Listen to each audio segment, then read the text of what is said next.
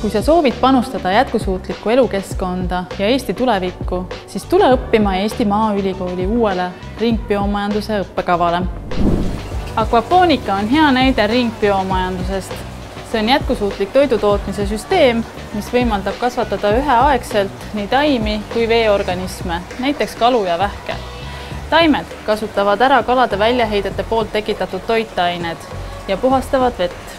Vesi omakorda suunatakse tagasi ringlusse kaladele. Nii väheneb vajadus kasutada lisaväetisi ja saab vett korduvalt kasutada. Mikrovetikad on biorafineerimise kontseptsioonis väga olulised nii biomassi tootmise kui ka huvipakkuvate lõpp-produktide seisukohalt. Nad on äärmiselt efektiivse fotosünteesiga ja kasvavad väga kiiresti. See võimaldab kiiresti ja suurel hulgal uudset biomassi kasvatada. Teisalt tekib mikrovetikate elutegevuse tulemusena mitmeid aineid, mis on inimkonnale olulised nii toidulaual, ravimitööstuses kui polümeeridena.